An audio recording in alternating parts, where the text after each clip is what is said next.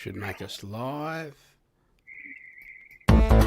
This is Aussie Mac Zone. We'll cover everything Apple, including Macs, iPhones, iPads, and more. All this from an Aussie perspective. Sit back, relax, and insert yourself into the zone. The Aussie Mac Zone. Hello, everybody. Welcome to Aussie Mac Zone 369. 369, man. That works out, doesn't it? 369.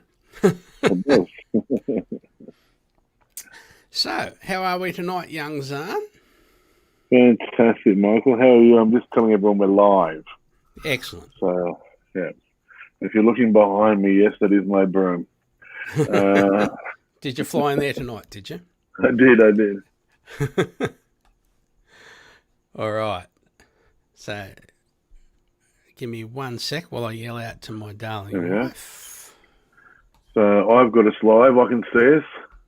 Yeah. If I turn this up, hang on. Yep, got perfect sound. So, I think we're all good. Yeah, I think so. Our Aussie Apple ramblings this week start with continuing on from last week's hang on, everyone.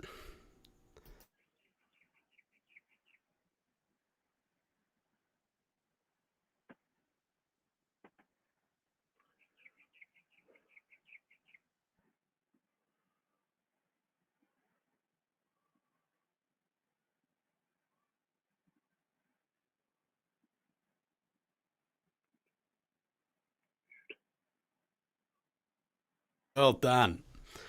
She was saying everything was great. I thought everything was crap. But anyway, I didn't know what she was saying. But you could read my lips when I told you I'm you. I know, but you're cuter. Right. So, continuing on from last week's story about if Google take their search engine away, the Daily Mail reports Bing makes a huge change to their homepage after Google threatened to leave Australia, as Microsoft offers to let advertisers switch for free and promised to pay its fair share. The Microsoft-owned web competitor has linked to Australia's best-known news sites to the bottom of its homepage after Google threatened to leave Australia in objection to the newly introduced legislation around news websites. The proposed law introduced the Australian Parliament in December will force Facebook and Google to negotiate fees with news companies whose stories appear on their platforms. Google has claimed the law, known as the News Media Bargaining Code, would break the way search works and would mean the company has no choice but to exit the Australian market. But Bing has backed the code and as it aims to erode Google's market dominance. While other tech companies may sometimes threaten to leave Australia, Microsoft will never make such a threat, President Brad Smith said in a statement. So, we appreciate what Australia has long meant for Microsoft's growth as a company, and we are committed to supporting the country's national security and economic success. So there is more on the link in the web page. So if we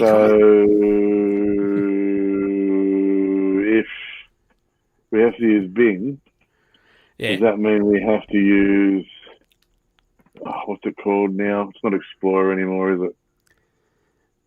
No. You just change your search engine to Bing. To Bing in Google.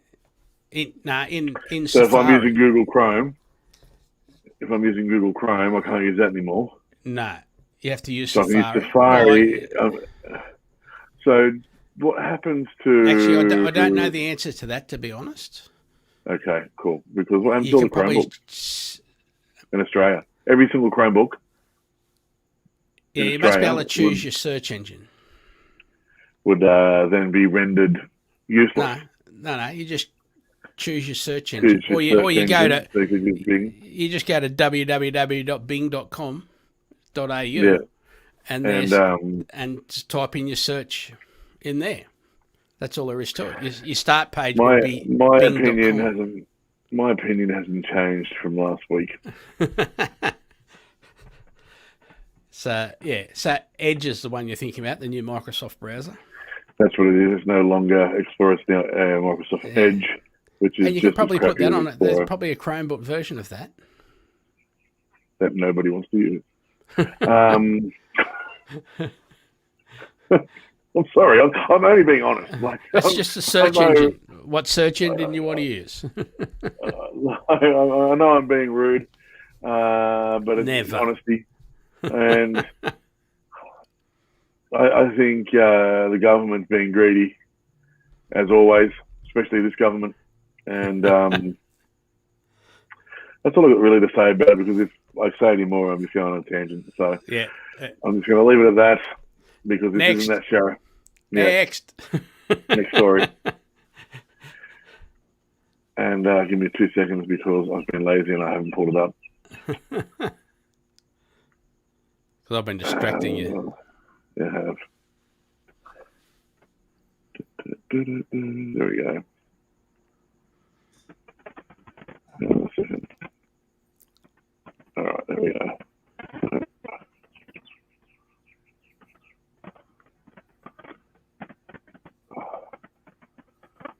Mark Zuckerberg could not convince Aussie treasurer to back down on new media code. ZNet reports Australian Treasurer Josh Frydenberg, that's a horrible name, has revealed that he spoke directly with Facebook CEO Mark Zuckerberg. Name dropping already. Oh, I spoke to Mark Zuckerberg. And the media, sorry, bargaining code that is making its way to law down under, saying the social media chief didn't convince him to back down. Last week, the Minister Paul Fletcher and I had a meeting with Mark Zuckerberg from Facebook, like no one knows where Mark Zuckerberg's from, who reached out to talk about the code and the impact on Facebook. Frydenberg said, speaking on ABC's Insider on Sunday, they do take it seriously. It was a very constructive discussion. Mark Zuckerberg didn't convince me to back down. I don't dismiss those threats, but I'm not intimidated by them either, Frydenberg said on Sunday. Whether in detailed discussion with Google, with Facebook, with the other players across the industry, because this has not been a short conversation that we've had with these companies over the issues. This has been the product of 18 months inquiry, world-leading inquiry, by the ACCC, and at every step of the way, these businesses have been consulted. There's more to the story if you're really interested to it. But yeah. Anything? Anything to say about that? No, me either. Nah. And my battery's just gone flat on my mouse. Let's see how we go. Yeah. So, next story. I've got to reach over to reach the screen now to turn it off. Older Apple TV will require AirPlay for YouTube video playback starting next month. 9 to 5 Mac reports YouTube will soon require AirPlay for video playback on older Apple TV streaming boxes. This means users will need to start video on another device like your iPhone or your iPad to view content on the Apple TV. The change doesn't affect the two Apple TV boxes currently being sold, the Apple TV HD 4th Gen and the Apple TV 4K 5th Gen. The two models that run tvOS and have a built-in app store will continue to have support for YouTube apps. Rather, the AirPlay requirement is for playback to third-generation Apple TV streaming boxes that were first introduced in 2012. Reader Niels O'Man shared the message currently being displayed before viewing videos from YouTube on third-gen Apple TV, which reads, starting early March, the YouTube app will no longer be available on Apple TV 3rd Gen. You can still watch your YouTube on Apple TV 4K and HD, iPhone or iPad. With AirPlay, you can also stream YouTube to your iOS device directly to any Apple TV 3rd generation or later. Now, Apple has long put development support into the most recent 2 Apple TV hardware versions, which run a full operating system based on iOS. Older TVs relied on special arrangements between Apple and video providers for app support, as in YouTube. Yep. And there is more to the story if you want to read it, again, on the link. Awesome. Now, you got some gaming for So us. look, you've already got to do this if you want to watch something from Facebook anyway. You just sort of AirPlay it to even the new generation. Yeah. It's nothing new. Like, it's not new technology or anything like that. We've been doing this for a long time. If you've got an Apple TV and you know how to use AirPlay, it's really easy. Yeah, it's easy. AirPlay is just the box with the arrows down the like bottom, and that's basically it, yeah. Looks like a little TV on the corner. Yeah. Just press that and it'll do it. Yeah. All right, gaming. Gaming. Yes, so I've got a game called Lumen. Thank you. Pleasure. So this picture is just from the front page of the beginning of the game. That little it's box just a picture of opens a up. box with some light coming through it, yeah. That's right. That box opens up and you're given little lights to shine into a mirror, and you've got to work out each puzzle. They start off very, very easy and they get harder as you get along. I love a brain teaser. So I love to solve these problems. And I thought this one was really cool, like, using fractions of light to, open certain levels and everything like that. And it gets you delicious, delicious brain juice flowing, which is important because we don't want to get none of that brain tiredness. So, look, I love a good brain teaser. I think they're great fun. I think this is a good concept on that platform. I played it, probably for about an hour today, just because it's good for you. It really is good for your brain. It's like Sudoku or something like that. It just helps you, sort of your brain and your cognitive stuff all work. So I even know the words. Yeah.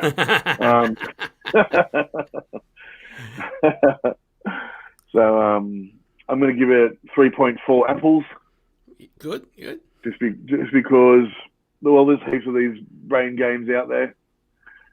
This one's a new concept with the light fraction and all that sort of stuff. I think it was cool. I love the old school decor of the beginning of the game. It's like it's in an antique shop.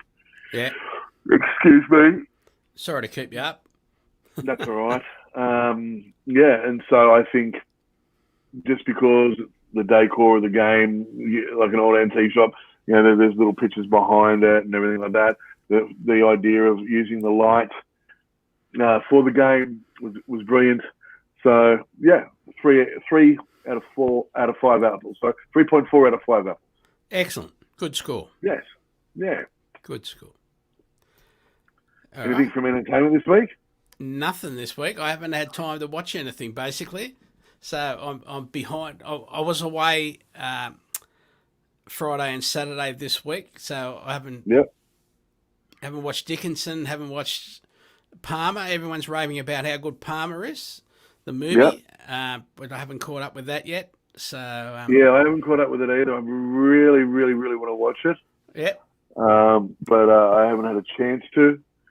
I still haven't watched Dickinson because I'm watching something else at the moment. So and Servant, I'm behind on Servant as well. So Stan is on Amazon, which you're going to get on your Apple TV. Yeah. The Stand by Stephen King. I love this story. It's probably one of the first Stephen King books I've read. I read when I was young. The book's amazing. And then they made a movie from it. The movie was because they never do Stephen King things right. And then they've now done this TV series. And again, I'm like, they're bouncing back and forward from character. Instead of doing it like Walking Dead or something like that, where just start at the beginning, meet each character along the way, tell the whole story. They're trying to bounce to and from each character, and it gets confusing if you don't know what's going on. Yeah. It's just not well done, and it's a shame. So, I know, but it's a way of doing. That's the way people do it these days. There's a couple of shows I can think of where they've started to do that as well. So yeah, I know. And look, this TV show had so much potential because like I said, that the story is phenomenal, and it does bounce back and forward in the book, but it's more in the dreams, and they have the dreams. They don't show the dream sequences really.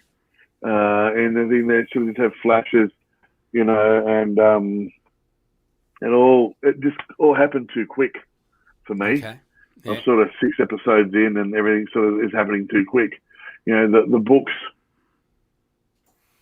this big, it's not a small book. When it came out on movie, I remember on VHS. This is how long ago it came out. It had 2 cassettes. That's how long the movie was. Go, Granddad. It was it was a 4-hour movie, so it had 2 cassettes with it, and so to try to shove everything into 6 episodes, I think there's 8 episodes or something like maybe even 10, but to try to shove all that into where we're up to now, where I'm up to in 6 episodes, I think has let them down. So that's my entertainment for this week. Yep. So, warning, Microsoft now changes Outlook and Hotmail. Is now charging Outlook and Hotmail users to keep old emails. Tom's Guide reports Microsoft has sent out warning messages to free users of its Hotmail and Outlook services, warning them that they are reaching a new storage limit. Excuse me again, I apologise. The new limit appears to be set at 15 gig, and according to our colleagues over at TechRadar, such alerts have stoked the, was that meant to say fire, of long-term users of Microsoft email services.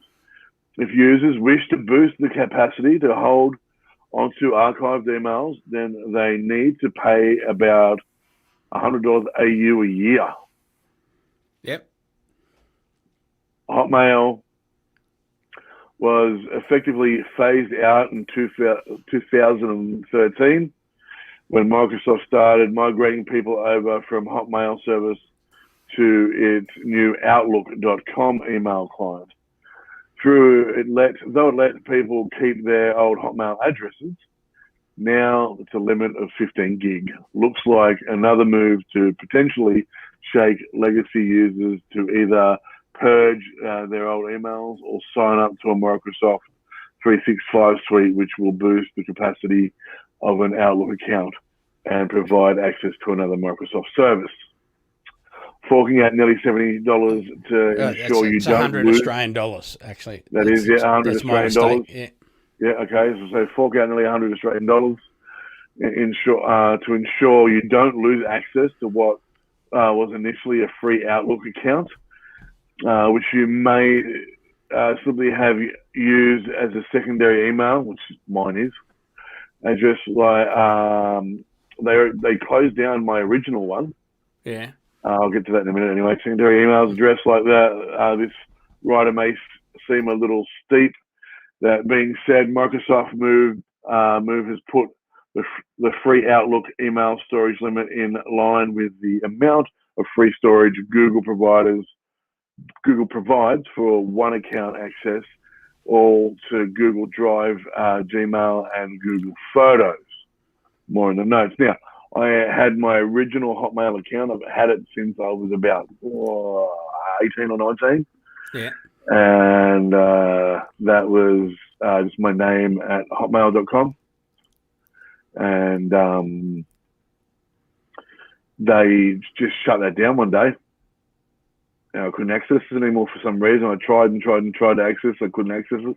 They were saying that the name and the email were already taken. And I'm like, I know, by me. But I never got that one back, so I had to change it to an Outlook account, which I still was allowed to use at Hotmail. Yeah. So I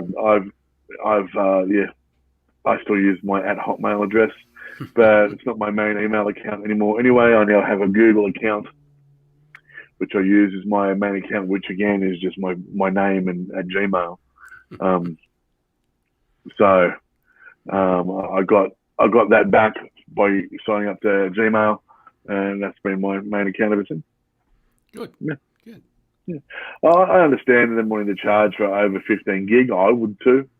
I don't know if $100 a year is a bit steep. It's about the same as Google anyway, isn't it? Yeah. Yeah. So, it is what it is. You have to, at some point, you're going to have to pay for the storage you're using. They're nice enough to give you a free email. If you go over the quota, like 15 gig, which is a lot of storage, especially just for emails. That's thousands and thousands of emails. Depends how many photos are in the emails, but that's the challenge. Oh, it's true. And so I think that's all right. I don't think. Story 5. So Apple releases a Chrome extension for iCloud passwords. The Verge reports Apple has released an official extension for the Windows and Mac versions of Chrome that lets users store their passwords in your iCloud keychain. For anyone who uses Chrome as their browser and iCloud keychain in lieu of a dedicated password manager, this could make bouncing between the Windows and Mac's computers much easier. The release of the extension means that if you use Safari to automatically generate strong passwords on other platforms, those will now be available to you in Chrome when you're prompted for a login. Passwords created in Chrome for Windows will also sync back to iCloud, so they'll be available on Apple devices as well, which is cool. The extension is called iCloud Passwords and is available now in the Chrome Web Store. Details of the functionality were prematurely revealed last week in an update for an iCloud Windows 10 app, which listed support for iCloud Passwords Chrome extension as a new feature, despite the extension not having been released or otherwise announced. Again, there are more in the show notes. Yeah. So I think that's pretty cool. It's keeping everyone happy and keeping your passwords secure. How are you? Hey, Levi. Hey, Mason. Hey, Hunter. Hello, boys. I can hear Levi going. I can hear Levi up the hallway going, "Ipa, Ipa." That's me. And proud. I can hear him now going, "Hi."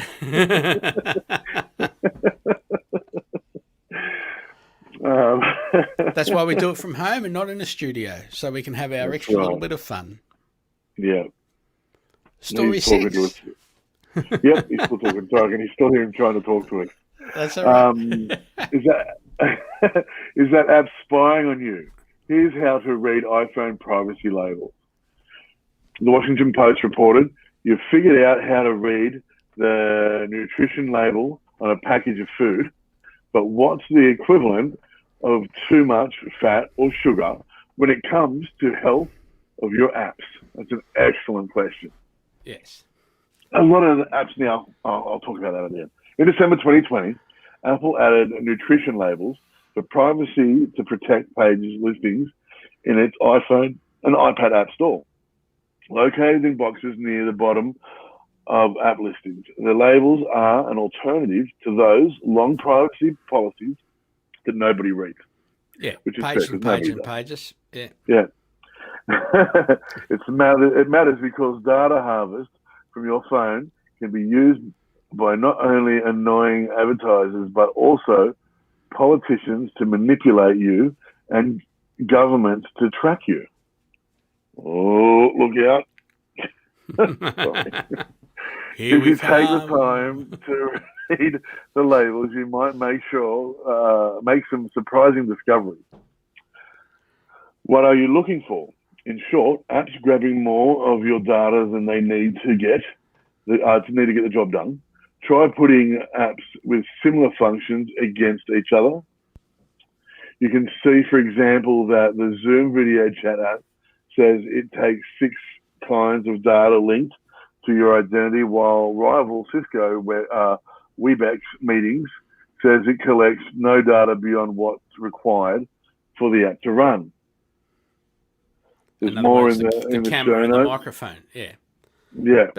But yeah, so you get an app that's say it's a note taking app.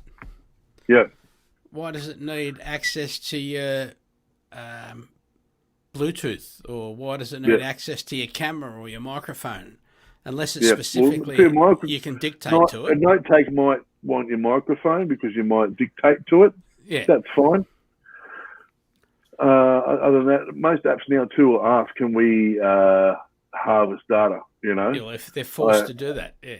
Yeah, I know. I've had a few apps of late that I was looking at saying, if you're using us, can we harvest your data? And I said, no, you cannot.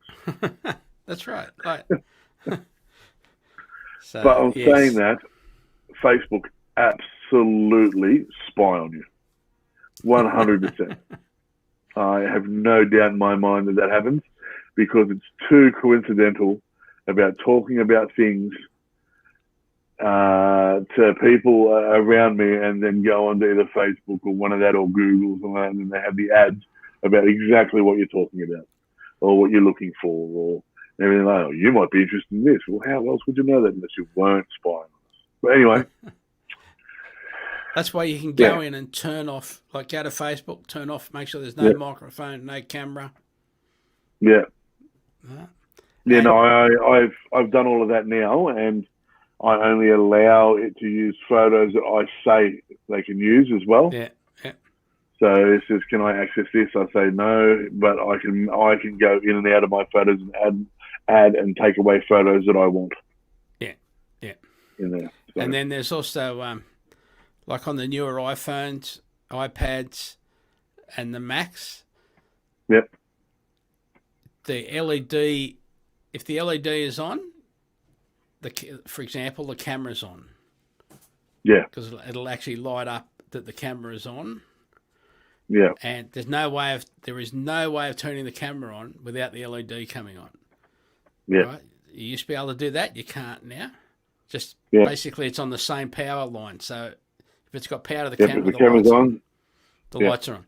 And again, on your phone and your iPad, the newer ones, there's a light for your microphone as well. Oh. A little coloured light up the top right to tell you your microphone's on. So next time you're actually talking on the phone, have a look. Yep. Yeah, cool. Yeah, it's important to know these things. So, anything else before we just get near the end here?